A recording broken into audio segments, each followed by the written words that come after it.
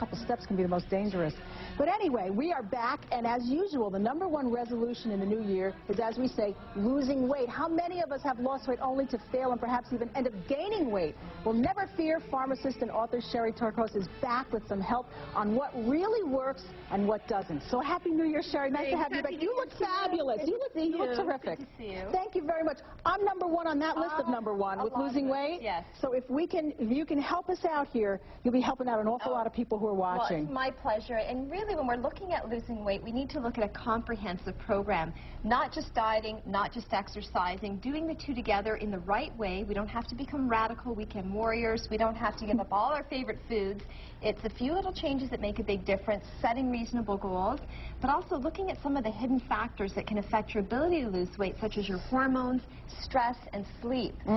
So let's start off with diet, because I brought some foods with me that can help with weight loss. Okay. When we're talking about a dietary strategy to lose weight, the latest research is focusing on a low glycemic or low GI diet. As you see with my book there, The GI Made Simple.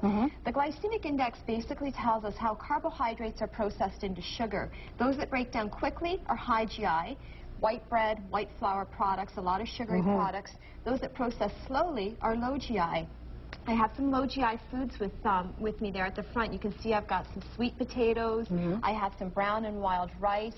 For crackers, I brought these rye crackers. These are all examples of low GI foods. And again, the value is that they break down slowly into sugar. They keep you feeling more satisfied.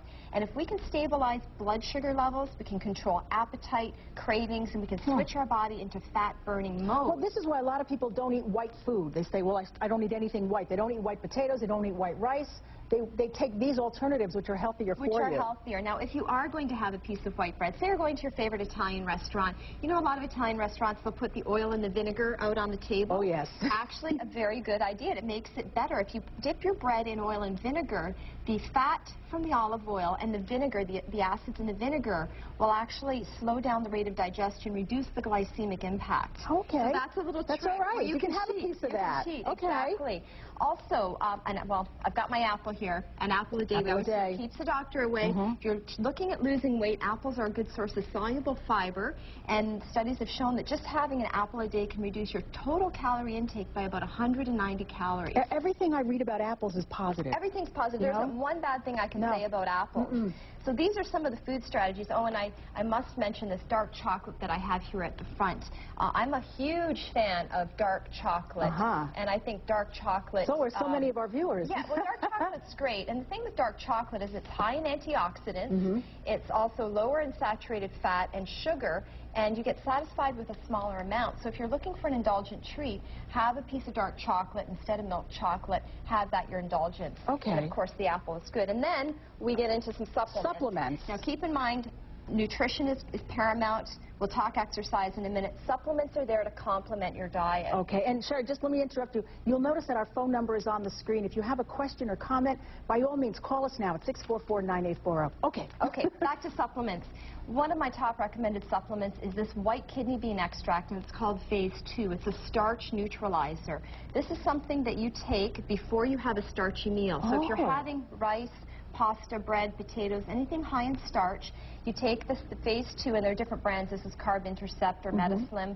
It helps to reduce some of that starch from getting converted into sugar. No kidding. So the benefit is less sugar calories absorbed, less of a spike in your blood sugar. That translates into weight loss and improved blood sugar control. And there are actually about 10 clinical studies backing that ingredient right now. That's interesting. Yeah, it's very fascinating. And so for type 2 diabetics, weight loss, this is one of my favorite supplements. Then we go on to green tea, which we're always hearing about. Yes. The health benefits of green tea. It's a great antioxidant, helps to improve immune system function. But for those that are looking for weight loss benefits, there's an amino acid that's found in green tea, and it's called L-theanine. And you'll see that in these two bottles here. L-theanine, also known as sun-theanine, has been found to help reduce stress and anxiety, promote relaxation. Some people refer to them as their happy pills. And the idea with the sun-theanine is that it can help to curb stress and anxiety, which is a trigger for appetite. Yes. For a lot of people, we can help to curtail some of that emotional eating, Makes sense. the binge eating. For a lot of folks, when we're down, we look for comfort Sure. food. Our appetite goes up. So the suntheanine helps to promote calming and relaxation. Okay. What's the one on the end? This one here is called CLA. It's conjugated linoleic acid, and CLA is a good fat. It's a fat that actually helps our body break down fat more efficiently, prevent fat storage, and there are a number of clinical studies on that as well. Okay. So when I look at all the research, and when I was writing my book on the glycemic index, I looked at all the studies on these products. I hate to say it, but most products don't have a lot of research behind them. The phase 2, the suntheanine, the CLA, these are some of my top picks in terms of good researched supplements. Okay, you have a bottle of water for your own consumption, but I'm do. finding that I'm going to try and add a bottle of water a day to my diet. I'm not drinking enough water. At least a bottle of water a day, and when you're exercising, you need more water. And sometimes during the winter, we forget to rehydrate because it's not hot outside. Right. Exercise is really critical. You can lose some weight with just making dietary changes, but if you add exercise to that, you boost your metabolism, you improve your overall feeling of well-being. If you're doing weight training, resistance exercises, say working out with exercise equipment, tubes, your own body weight, that will boost your results. You'll build muscle mass, rev up that furnace, burn more calories. Okay, we have someone on the phone, but before we get to the phone, I thought I would add to that. Today on The Doctors, they're going to be talking about how household chores, like vacuuming, how you can adapt that and actually make that work for you for exercise, which I've always said, hey, if I'm sweating through exercising and vacuuming, I must be doing something right. There's little things that we can do to build exercise into our day. Vacuuming is a good example. Pick up that iron up and down, That's right. Take the stairs instead of the elevator. Right. I always hear that. Park at the end of the parking lot. That way your car won't get dinged. Right. But also you get a little bit of exercise as you're walking into the shopping center. Okay, so it makes sense. Okay, we have a phone call for Sherry. Hi, welcome to the show. Hi, caller, you there? Oh, hi. Sorry, my name's Judy. Hi, Judy. How are you? Very good. I just have a question about the apple. Something's been concerning me because I heard it a while ago, that the bug sprays that they use on the apples, it leaches into the apple itself, past the skin. So you're eating the chemicals, and it's something I've kind of been worried about lately. That wasn't every time I go to have an apple. All right, good question. Yeah, definitely. If you're looking to reduce exposure to pesticides, shop organic. We have greater access to organic fruits and vegetables, and when you buy organic, you're buying foods that haven't been treated with harsh chemicals. Because it's true, apples, well, most all fruits are sprayed with pesticides to prevent bugs. So if you're concerned about that, definitely go for organics. Unfortunately, taking an apple and washing it with water is only going to remove dirt and bacteria. It's not actually going to remove all that pesticide residue, which can actually go right inside. So I'm a proponent of organics. Okay. We were also talking, while we're waiting for another call, about breakfast, and I was telling Sherry that I notice if I even have a soft-boiled egg, now I take Lipitor too, but if I have a soft-boiled egg or some protein in the morning, or you can have the egg beaters, okay, if you can't have the egg, I am much less hungry for lunch, and I think that's why a lot of people don't eat breakfast, because it makes you hungrier for lunch. So if you substitute those carbs, the bagels, the donuts, the toast, if you don't have that and you have a protein instead, you'll find that that breakfast will hold you over much better. That's right, absolutely. And the reason for that is when we just have carbohydrates, for example, the bagel, our blood sugar goes up and then it drops down and then we're left feeling hungry, tired, and we want more food. But if you have protein with that, good protein and healthy fat, it slows the rate of digestion, so your blood sugar does this instead, so it keeps you stable until lunch.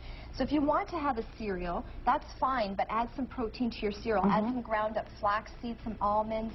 If you're having toast, have an egg with it, have some cottage cheese. Also almond butter, peanut butter, those are good sources of protein and fat as well. Makes a huge difference. It does make a difference. And also, get away from the 3 square meals a day. It's better to eat small meals throughout the day. 4 or 5 small meals will actually do better for you in terms of weight loss than eating 2 or 3 larger meals. It's much better to be a grazer. Be a grazer, exactly. It's very true. It's very true. Sherry, it's the best. Now, your book is available everywhere, right? That's right. You can check out my book in all major bookstores, online at Amazon.com, or for the folks across the border, Amazon.ca.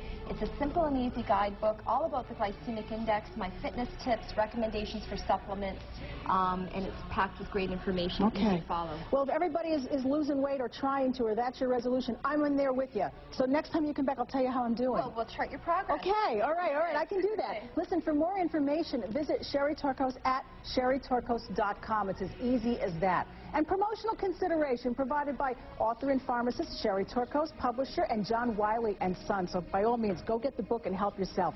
All right, we want to thank you for that.